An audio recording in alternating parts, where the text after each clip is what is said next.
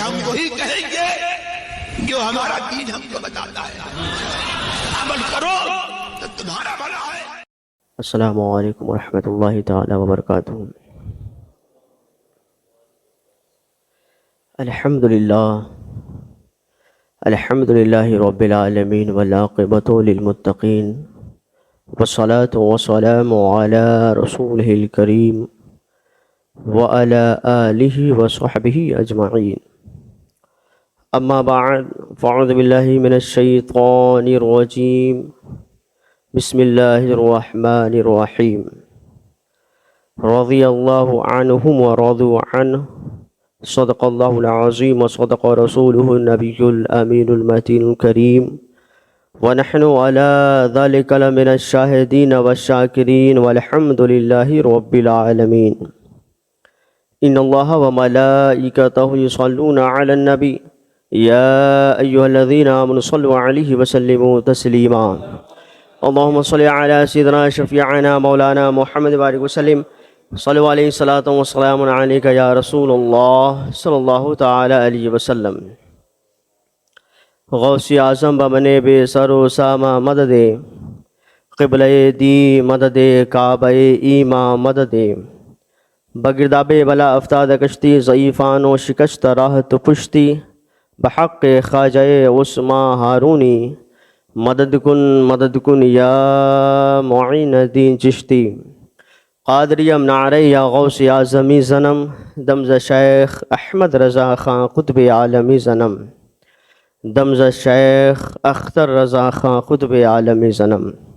اعلیٰ حضرت عظیم البرکت مجدد دین و ملت الشاہ امام احمد رضا خان فاضل بریلوی فرماتے ہیں، سرور کہوں کہ مالک و مولا کہوں تجھے، باغ خلیل کا گل زیبا کہوں تجھے، تیرے تو وصف عیب تناہی سے ہے بری، حیرہ ہوں میرے شاہ میں کیا کیا کہوں تجھے، لیکن رضا نے ختم سخن اس پہ کر دیا، خالق کا بندہ خلق کا آقا کہوں تجھے۔ ایک مرتبہ اور جی لگا کر دل سے گنبد خضرا میں آرام فرمانے والے آقا، مدنی داتا محسن کائنات فخر موجودات محمد عربی روح فدا صلی اللہ تعالی علیہ وسلم کی بارگاہ میں دل سے درود پاک پڑھی۔ اللہم صلی علی سیدنا شفیعنا مولانا محمد بارک وسلم، صلو علیہ صلاۃ و سلام علیک یا رسول اللہ صلی اللہ تعالی علیہ وسلم۔ حضرات محترم، ایک بہت بڑی تاریخ ہمارے نظروں سے چند روز پہلے گزرا، جس تاریخ کو عرس سیدنا عثمان غنی رضی اللہ تعالی عنہ خوب دھوم دھام سے پوری دنیا میں منائے گئے ہیں۔ یہ وہ ایسی تاریخ ہے جس تاریخ کو دہرانا بہت ضروری ہے، اس لیے کہ 18 ذی الحجہ کی جو تاریخ گزری ہے، اسی 18 ذی الحجہ کی تاریخ کو حضرت عثمان غنی جو داماد پیغمبر ہے، جو تیسرے خلیفہ ہیں نبی پاک صلی اللہ تعالی علیہ وسلم کے، آپ کی شہادت ہوئی ہے، اور اسی 18 ذی الحجہ کو شیعہ رافضی عید غدیر مناتی ہے، اور اس دن وہ خوشیاں مناتی ہے، لیکن انہیں معلوم ہے، وہ بھی تاریخ سے نابلد نہیں ہے، انہیں بھی تاریخ معلوم ہے، اور اس کے باوجود بھی وہ عید غدیر مناتی، اس دن خوشیاں منایا کرتے ہیں یہ لوگ، اور اسے معلوم ہے تاریخ کے اوراق، اسے معلوم ہے ہسٹری کو، اسے سیرت معلوم ہے کہ کس طرح 18 ذی الحجہ کو بروز جمعہ حضرت امیر المومنین عثمان غنی رضی اللہ تعالیٰ عنہ کو دردناک طرح سے آپ کو شہید کر دیا گیا تھا۔ حضرت عثمان غنی رضی اللہ تعالیٰ عنہ کی ذات بابرکات کون سی ہے؟ آپ کو میں بتاؤں، حضرت آدم علیہ السلام سے لے کر نبی پاک صلی اللہ تعالیٰ علیہ وسلم تک کوئی ایسی شخصیت نہ گزری سوائے حضرت عثمان غنی کے کہ آپ کے نکاح میں نبی کی دو شہزادیاں آئی ہیں۔ ایک حضرت رقیہ رضی اللہ تعالیٰ عنہ اور پھر ان کے انتقال کے بعد نبی پاک صلی اللہ تعالیٰ علیہ وسلم نے حضرت ام کلثوم کا آپ کے ساتھ نکاح فرما دیا۔ اور یہیں تک محدود نہیں ہے، خود حضرت علی رضی اللہ تعالیٰ عنہ فرماتے ہیں کہ نبی پاک صلی اللہ تعالیٰ علیہ وسلم کو جب معلوم ہوا کہ ام کلثوم رضی اللہ تعالیٰ عنہا کا بھی انتقال ہو گیا ہے، تو نبی پاک صلی اللہ تعالیٰ علیہ وسلم ارشاد فرماتے ہیں، سنو، اگر میرے پاس 40 بیٹیاں ہوتی تو میں ایک بعد دیگر عثمان غنی کے نکاح میں دے دیتا۔ کیا مقام ہے حضرت عثمان غنی رضی اللہ تعالیٰ عنہ کا، کیا مقام اللہ تبارک و تعالیٰ نے حضرت عثمان غنی رضی اللہ تعالیٰ عنہ کو عطا فرمایا کہ جو کائنات کا دولہا ہے، جس کے صدقے میں اللہ رب العزت نے پوری کائنات کو پیدا فرمایا، وہ کہہ رہے ہوں کہ اگر میرے پاس 40 بیٹیاں ہوتی تو میں ایک بعد دیگر عثمان غنی کے نکاح میں کر دیتا۔ حضرت عثمان غنی رضی اللہ تعالیٰ عنہ حیا کے اس طرح پیکر تھے۔ حضرت عائشہ صدیقہ رضی اللہ تعالی عنہا خود کہتی ہے، نبی پاک صلی اللہ تعالی علیہ وسلم میرے حجرے میں تشریف فرما تھے، اور آپ جب لیٹے ہوئے تھے تو آپ کے جو کپڑے تھے وہ پنڈلی سے ذرا اوپر آ گئے تھے۔ اتنے دیر میں دروازے پر دستک ہوئی۔ میرے آقا کریم صلی اللہ تعالی علیہ وسلم نے پوچھا، بتاؤ تو صحیح کون ہے دروازے پر؟ کہنے والا کہتا ہے، میں ابو بکر صدیق ہوں۔ نبی پاک صلی اللہ تعالی علیہ وسلم ارشاد فرماتے ہیں، آپ اندر آ جائیے، اور نبی پاک اسی طرح اسی حالت میں آپ لیٹے رہے۔ حضرت ابو بکر صدیق رضی اللہ تعالیٰ گھر کے اندر داخل ہو گئے۔ اتنے دیر میں پھر دروازے پر دستک ہوئی۔ نبی پاک صلی اللہ تعالی علیہ وسلم ارشاد فرماتے ہیں، دروازے پر دستک دینے والا کون ہے؟ آواز آتی ہے، میں عمر ہوں۔ نبی پاک صلی اللہ تعالی علیہ وسلم ایسے ہی لیٹے رہے۔ حضرت عمر فاروق رضی اللہ تعالیٰ اندر داخل ہوئے اور وہ بھی تشریف فرما ہو گئے۔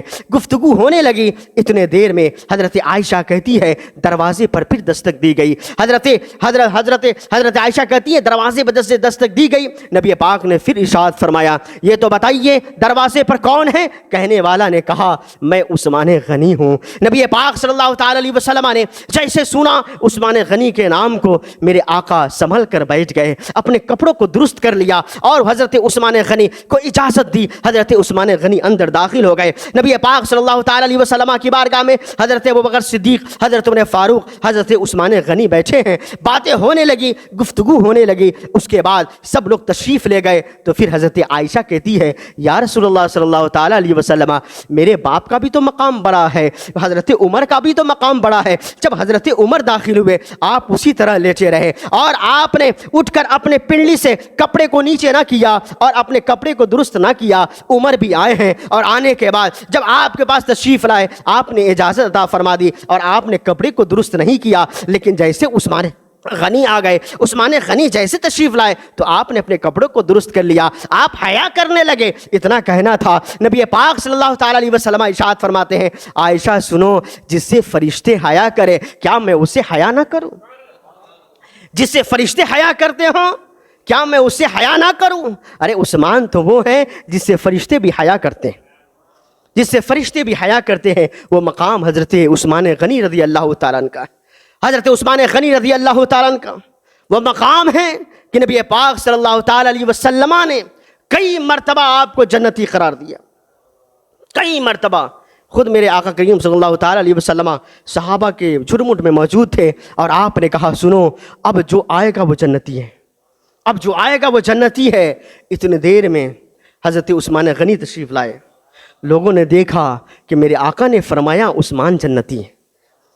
دوسرے دن پھر آقا کریم صلی اللہ تعالیٰ علیہ وسلم صحابہ کے جرم میں موجود تھے۔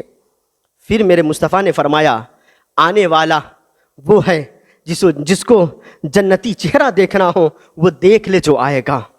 دیکھتے کیا ہے؟ آنے والا کوئی اور نہیں، عثمان غنی ہی ہے۔ صحابہ نے دیکھا، یا رسول اللہ، یہ عثمان غنی ہے۔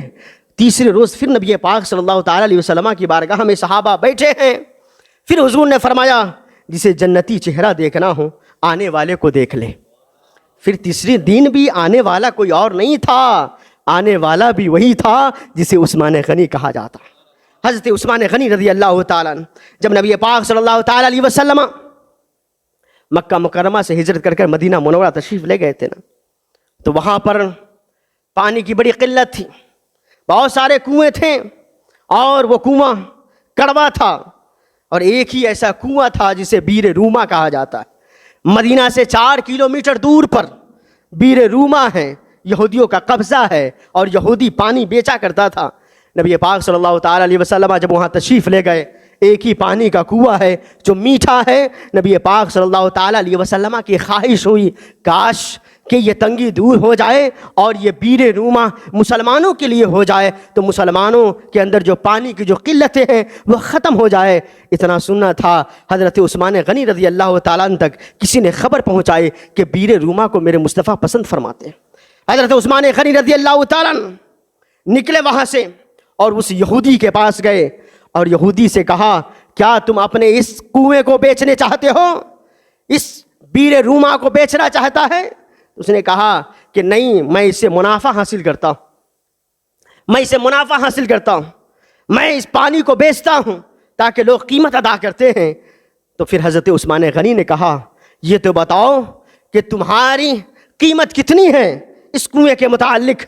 تو اس نے کہا سنو، اگر میں بیچوں گا بھی تو 1 دن تمہارے لیے دوں گا اور 1 دن میں پانی بیچوں گا۔ حضرت عثمان غنی کہتے ہیں میں راضی ہوں تیری بات سے، بتاؤ تو صحیح کتنی قیمت کی یہ ہے؟ وہ کہتا ہے یہ جو قیمت ہے اس کی 3000 درہم ہے۔ اتنا کہنا تھا، حضرت عثمان غنی کہتے ہیں تم نے 3000 درہم بتائی، میں نے تو 40000 درہم لے کر آیا تھا، 40000 درہم لے کر آیا تھا۔ کہا عثمان تم تو بہت بڑے تاجر ہو اور تمہارے تجارت کا ڈنکا تو پورے مکہ اور مدینہ میں پھیلا ہوا ہے، 40000 دینار لے کر تم کنویں کو خریدنے آئے ہو؟ حضرت عثمان غنی نے کہا یہاں تجارت کا مسئلہ نہیں ہے، یہاں میرے مصطفیٰ کے پسند کا مسئلہ ہے۔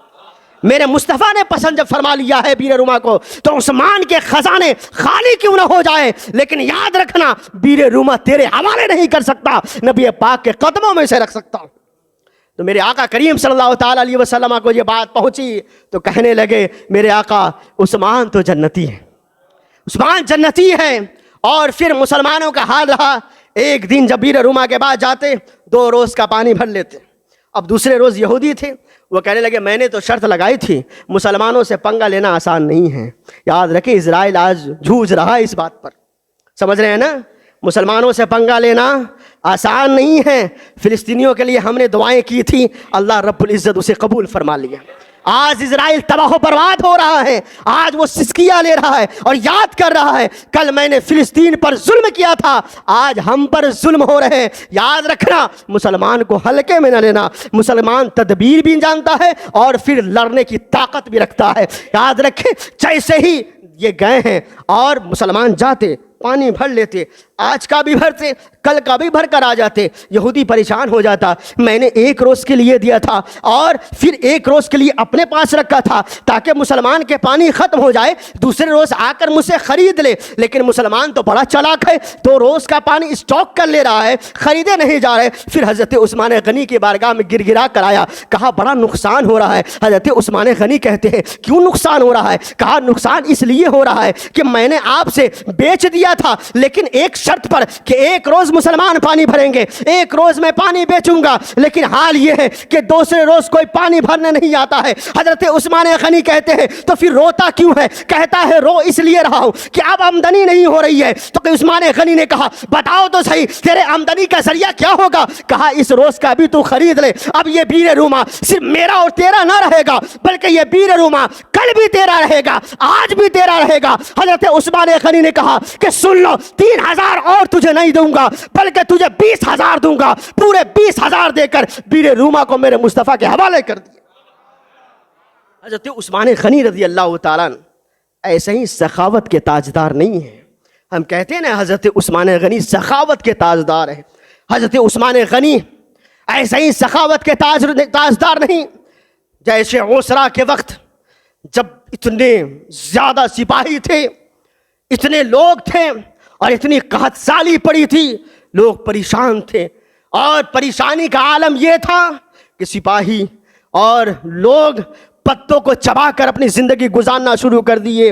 حضرت عثمان غنی رضی اللہ تعالیٰ عنہ کو جب معلوم ہوا اور نبی پاک صلی اللہ تعالیٰ علیہ وسلم نے جب خطبہ ارشاد فرمایا، اے لوگو ہے کوئی جو 30,000 پیدل پا لوگ ہے، 10,000 سواری پر سوار ہے اور انہیں کھانے کے لیے کچھ نہیں ہے، صرف پتے اپنے زبان پر رکھ کر دانتوں سے چبا کر اپنی زندگی گزار رہے ہیں، ہے کوئی جو ان کے لیے مدد کر سکے؟ ہے کوئی جو اس کے لیے مدد کر سکے؟ اتنا کہنا تھا۔ صحابہ کرام سب بیٹھے ہیں، سب تو پتے کھا رہے تھے، لیکن یاد رکھے ہر کوئی پتے تو کھا رہے تھے لیکن ہر کوئی جذبہ رکھتا تھا کہ نبی پاک صلی اللہ تعالیٰ علیہ وسلم اپنے زبان اقدس سے جو نکالا ہے، نبی پاک کے زبان اقدس کی لاج رکھنا صحابہ اچھی طریقے سے جانتے تھے۔ حضرت عثمان غنی کھڑے ہوئے، یا رسول اللہ میں 100 اونٹ اور اس کے ساتھ جتنے سیم و زر ہیں سب میں حوالے کرتا ہوں۔ نبی پاک صلی اللہ تعالیٰ علیہ وسلم مسکرانے لگتے ہیں۔ حضرت عثمان غنی پھر بیٹھ جاتے ہیں۔ میرے آقا کریم صلی اللہ تعالیٰ علیہ وسلم پھر پرجوش خطبہ ارشاد فرماتے ہیں، ہے کوئی جو کھڑا ہو جائے اور ان کے لیے امداد کر دے؟ دیکھتے کیا ہے کوئی کھڑا نہ ہوا۔ حضرت عثمان غنی پھر کھڑے ہوئے، کہیں یا رسول اللہ میں 200 اونٹ اور ماں ساز و سامان کے آپ کے حوالے کرتا ہوں۔ اتنا کہنا تھا، حضرت عثمان غنی بیٹھ گئے۔ نبی پاک صلی اللہ تعالیٰ علیہ وسلم پھر خطبہ ارشاد فرمانے لگتے ہیں، کہتے ہیں ہے کوئی جو پھر سے ادا کر دے؟ اتنا کہنا تھا، پھر سناٹا چھایا ہوا تھا۔ حضرت عثمان غنی پھر کھڑے ہوئے، کہنے لگے یا رسول اللہ 300 اونٹ ماں ساز و سامان کے آپ کے حوالے کرتا ہوں۔ نبی پاک صلی اللہ تعالیٰ علیہ وسلم اتنا خوش ہوئے، صحابہ کہتے ہیں نبی پاک کو ایسا خوش ہوتے ہوئے میں نے کبھی نہ دیکھا جیسا کہ آج میں دیکھ رہا ہوں۔ اور یہی تک نہیں، مجمع عام میں تو دیا جب نبی پاک صلی اللہ تعالیٰ علیہ وسلم حجرہ میں موجود تھے تو حضرت عثمان غنی نے 10,000 اشرفیہ لا کر حضور کے قدموں میں ڈال دیا، کہا یا رسول اللہ اسے بھی قبول فرمائیں۔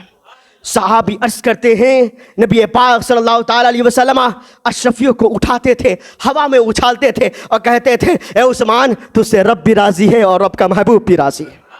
اٹھا کر خوش ہوتے تھے اور اشرفیہ آسمان پہ اچھالتے تھے، کہتے عثمان اللہ تجھ سے راضی ہو گیا ہے، ہم بھی تجھ سے راضی ہے، اللہ تجھ سے راضی ہے، ہم بھی تجھ سے راضی ہے۔ حضرت عثمان غنی کا حال یہ تھا، میرے آقا سے کتنی مرتبہ کہتے ہیں نا کہ کتنی مرتبہ دل جیتا جائے، دل تو ایک ہی ہے، کتنی مرتبہ جیتو گے؟ یہی حضرت عثمان غنی کی ہسٹری کو پڑھ کر دیکھیں گے نا تو آپ کو لگے گا اے عثمان دل تو ایک ہے، کتنی مرتبہ آپ پہ قربان کر دوں۔ آپ کو یہ بار بار چاہت ہوگی، آپ کی بار بار خواہش ہوگی اے عثمان غنی اللہ نے ایک ہی دل دیا ہے، کتنی مرتبہ آپ پہ قربان کر دوں، یہ خواہش آپ کی ہوگی۔ نبی پاک صلی اللہ تعالیٰ علیہ وسلم کی بارگاہ میں ایک صحابی جو انصاری صحابی قریب ہے حضور کی بارگاہ میں حاضر ہوئے، کہنے لگے یا رسول اللہ ایک مسلمان ہے اور وہ مسلمان تھا منافق، کہتے نا وہ تو ظاہر ہونے کے بعد پتہ چلتا ہے کہ منافق مسلمان ہے، ورنہ پہلے تو سمجھ میں آتا ہے یہ مسلمان ہے، اور جب پتہ چل جاتا ہے تو سمجھ میں آتا ہے۔ سب کہتے ہیں نا ہم اس سے محبت کرتے اس لیے ہم بھی اس سے محبت کر لیے، لیکن دل میں محبت نہ تھی پھر بھی لوگ محبت کرتے تھے اس لیے ہم نے محبت کر لی۔ یہی حال منافق مسلمان کا تھا۔ جیسے ہی انصاری آئے اور حضور کی بارگاہ میں عرض کی یا رسول اللہ صلی اللہ تعالیٰ علیہ وسلم ایک مسلمان ہے جس کے کھجور کے درخت کے کچھ شاخیں میرے گھر کی طرف ہے اور ہم چاہتے ہیں یا رسول اللہ صلی اللہ تعالیٰ علیہ وسلم کہ وہ کھجور کے درخت ہمیں وہ بیچ دے تاکہ ہم اس سے منافع حاصل کریں یا اس سے ہم اپنی زندگی کو سنوار سکیں، ہم غریب ہیں، مفلس ہیں، کمزور ہیں۔ تو نبی پاک صلی اللہ تعالیٰ علیہ وسلم اس مسلمان منافق کو بلایا اور بلانے کے بعد کہتے ہیں اے منافق اے مسلمان سنو، کیونکہ ابھی ظاہر نہیں ہوا تھا کہ یہ منافق ہے، اس کے دل میں بغض ہے، کینہ ہے نبی پاک صلی اللہ تعالیٰ علیہ وسلم سے۔ حضور نے فرمایا کہ آپ اس درخت کو اس مفلس کمزور تنگ دست انصاری جو صحابی ہیں اسے آپ دے دیجیے۔ تو وہ مسلمان اپنے آپ کو کہلانے والا، میں اس لیے کہہ رہا ہوں کہ جب نبی پاک صلی اللہ تعالیٰ علیہ وسلم کچھ دینے کی بات کہہ دے تو کیا کوئی منع کرے گا؟ کوئی انکار کرے گا؟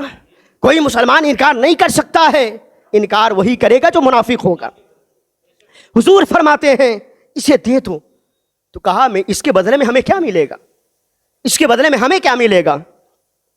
تو نبی پاک صلی اللہ تعالیٰ علیہ وسلم ارشاد فرماتے ہیں سنو، اس کے بدلے میں جنت میں تمہارے لیے اللہ رب العزت محل عطا فرمائے گا، جنت میں محل عطا فرمائے گا، یہ کھجور کا درخت انہیں دے دو۔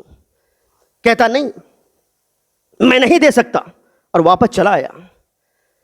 اتنا کہنا تھا، حضرت عثمان غنی رضی اللہ تعالیٰ عنہ کو بات پہنچی، جیسے خبر پہنچی آپ حضور کی بارگاہ میں نہیں گئے، آپ ڈائریکٹ اس منافق کے پاس گئے، اور منافق پاس جا کر کہتے ہیں اے سنو، اگر یہ تو درخت اس انصاری کو دے دیتے ہو جس کے بارے میں نبی پاک صلی اللہ تعالیٰ علیہ وسلم نے ارشاد فرمایا دینے کے لیے، تو میں تجھے اپنا درختوں کا باغ جو کھجوروں سے لدا ہوا ہے وہ تجھے دے دوں گا۔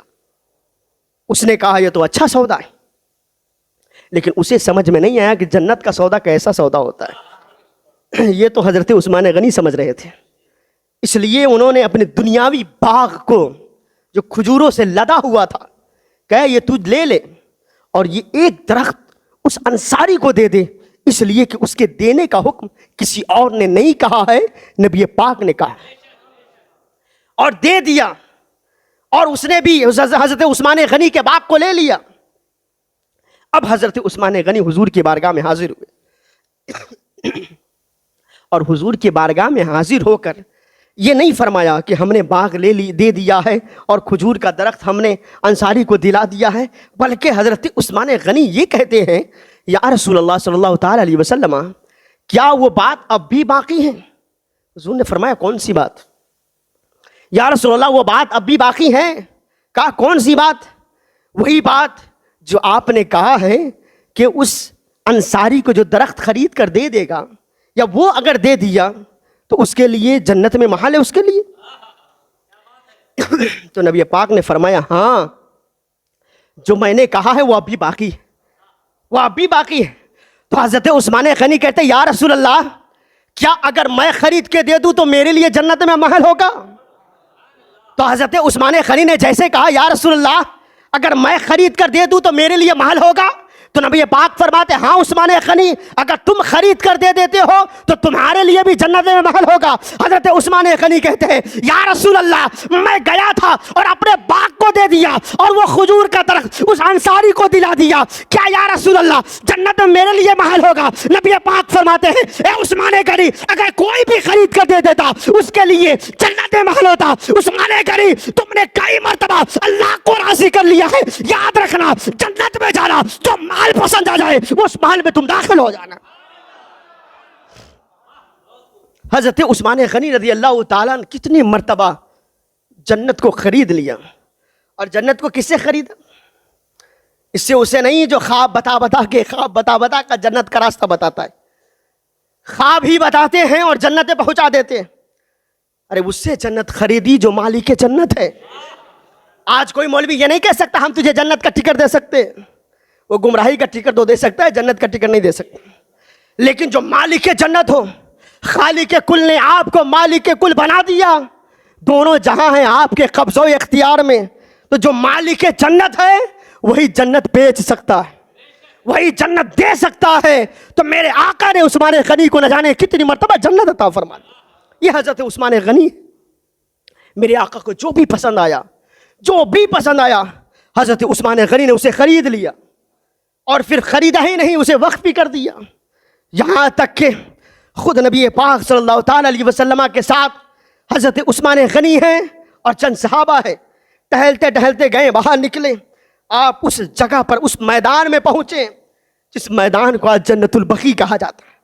جیسے آپ وہاں پہنچے تھے، اور پہنچنے کے بعد نبی پاک نے فرمایا تھا کہ صحابہ ادھر آتے ہیں اپنے گھوڑوں کو رکھتے ہیں، صحابہ ادھر آتے ہیں ہم ادھر آتے ہیں، یہ میدان مجھے بہت پسند ہے، یہ بہت پسند ہے۔ حضرت عثمان غنی نے یہ نہیں کہا یا رسول اللہ میں اسے خرید لوں گا، بلکہ گفتگو چل رہی ہے، گفتگو کے درمیان ہی نکل گئے اور پہنچ گئے جس کا وہ میدان تھا، جس کی وہ جگہ تھی، جس کی وہ زمین تھی، وہاں پہنچ گئے۔ اور پہنچنے کے بعد اس سے کہتے یہ بتاؤ یہ جگہ تمہاری کتنی کی ہے؟ کہا عثمان تو تجارت کرتا ہے، تجھے معلوم ہے یہ کتنی کی جگہ ہو سکتی ہے؟ کہا نہیں، آج میں تجارت کرنے نہیں آیا ہوں، نبی کے پسند کو لینے آیا ہوں۔ آج میں تجارت نہیں کروں گا، بلکہ جس جگہ کو نبی نے پسند فرمایا اسے نبی کے قدموں میں رکھنا چاہتا ہوں۔ بتاؤ تو صحیح کتنی ہے اس کی قیمت؟ اس نے جتنی قیمت مانگی حضرت عثمان غنی نے اس سے زیادہ عطا فرما دیا۔ اور پھر نبی کی بارگاہ میں آئے، ابھی گفتگو چل رہی تھی، میرے مصطفیٰ نے حضرت عثمان غنی کو دیکھا اور مسکرانے لگے۔ بتاؤ تو صحیح میرے آقا کے مسکراہٹ کی وجہ کون بنے ہیں؟ حضرت عثمان غنی بنے۔ حضرت عثمان غنی بنے ہیں۔ آج 18 ذی الحجہ کو تم عید خدیر منا کر کیا ثابت کرنا چاہتے ہو؟ یاد رکھو، سنی وہ ہوتا ہے جو اہل بیت اطہار سے جس طرح محبت کرتا ہے اسی طرح صحابہ اکرام سے محبت کرتا ہے۔ حضرت علی کی نکاح میں حضرت فاطمہ الزہرا ہے، علی کی عظمت کو سلام، لیکن حضرت عثمان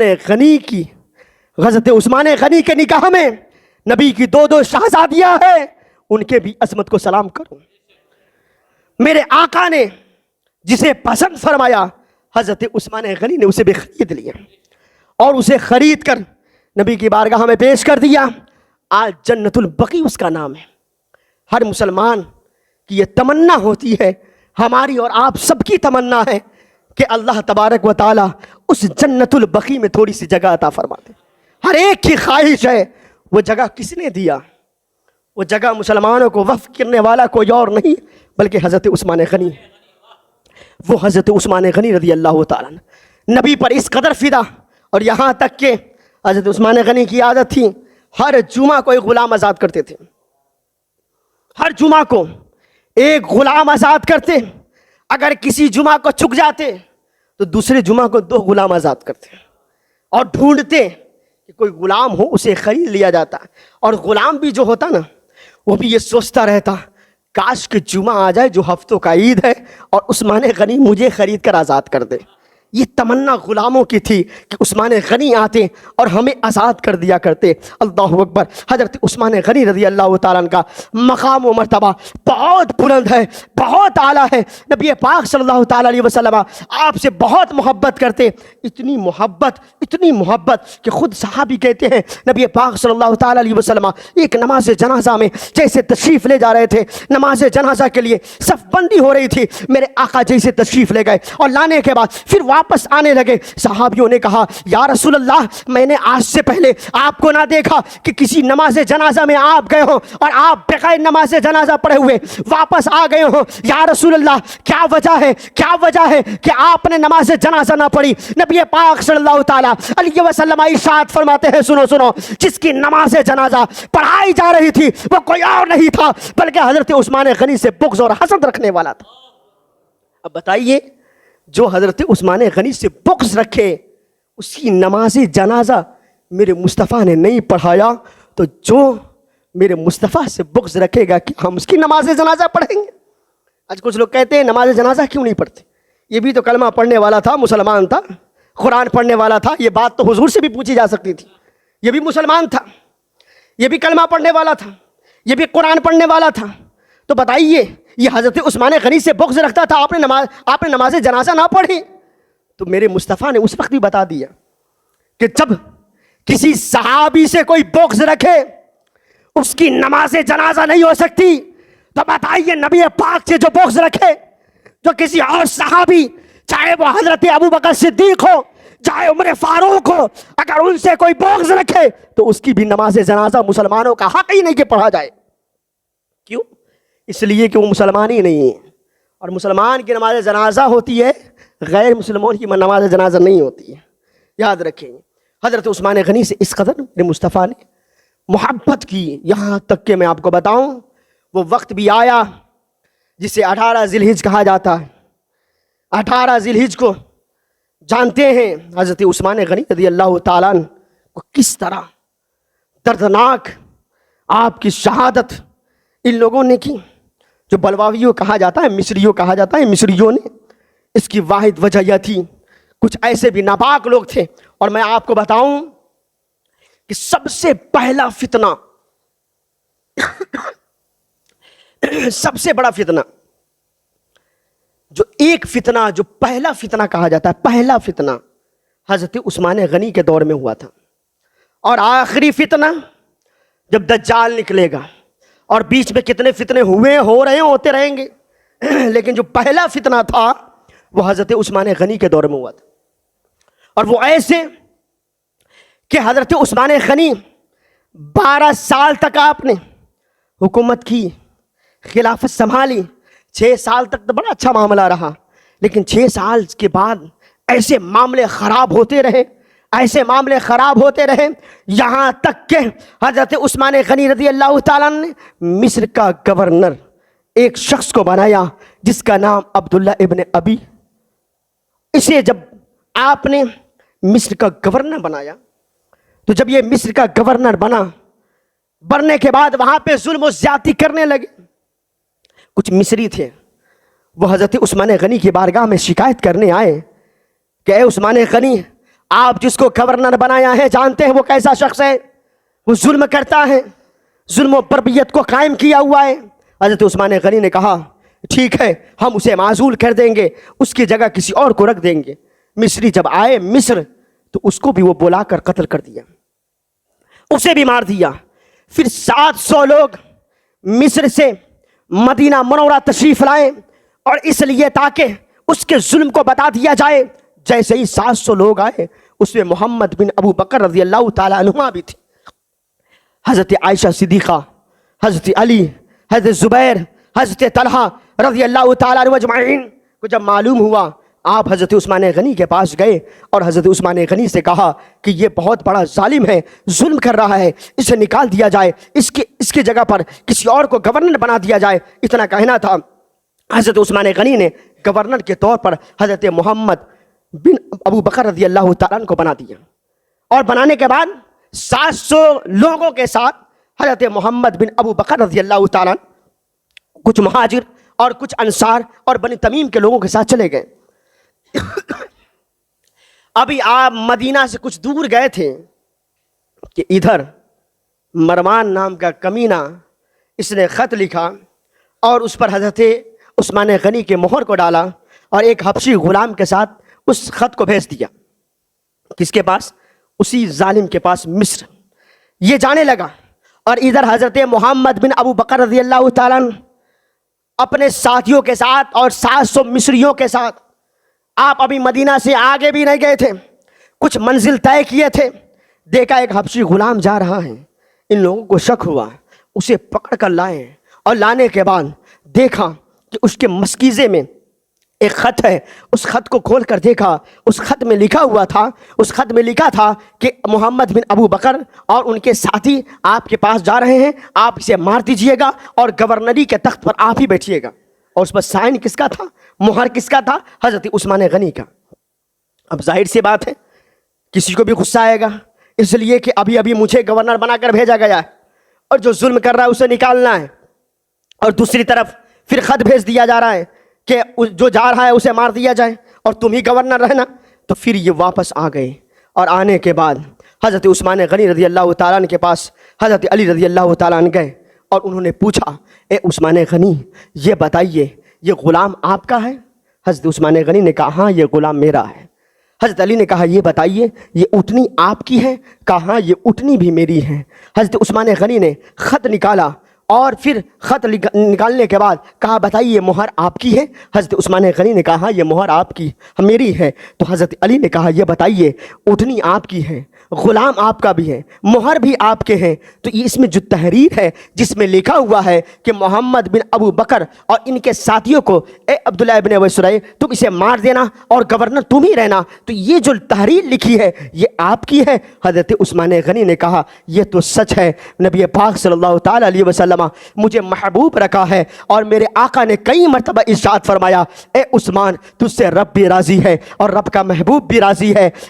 عثمان غنی کہتے ہیں ہیں سنو سنو، یہ غلام تو میرے ہیں، یہ اٹھنی میری ہے، یہ مہر بھی میرے ہیں، لیکن یہ تحریر میری نہیں ہے، میں نے اسے نہیں لکھا ہے۔ سب لوگ سمجھ گئے کہ تحریر لکھنے والا کوئی اور نہیں ہے بلکہ یہ مروان ہے جو جھگڑا لگانا چاہتا ہے۔ حضرت عثمان غنی کی بارگاہ میں لوگ گئے، کہنے لگے کہ آپ نے قسم کھایا ہے، ہم آپ کے قسم کی لاج رکھ لیتے ہیں، آپ قسم کھائے ہیں اور آپ نبی کے محبوب ہیں، آپ جھوٹ نہیں بول سکتے ہیں، لیکن یاد رکھیے مروان نے سب کچھ کیا ہے۔ حضرت عثمان غنی بھی سمجھ رہے تھے کہ مروان کے پاس میرے مہر رہتے ہیں، اس نے ہی مہر مار دیا ہوگا، لیکن حضرت عثمان غنی کے پاس بار بار لوگ جاتے رہے، کہا مروان کو آپ دے دیجئے تاکہ اسے سزا دے دی جائے گی۔ حضرت عثمان غنی نے اگر مروان کو دے دیتے تو پھر لوگ بھی خلاف آپ کے نہیں ہوتے، آپ پر ظلم و تشدد کے پہاڑ نہیں ڈھائے جاتے، آپ کی شہادت نہیں ہوتی، لیکن نبی پاک صلی اللہ تعالی علیہ وسلم کے وہ محبوب حضرت عثمان غنی کہتے ہیں نہیں نہیں، اگر میں مروان کو دے دوں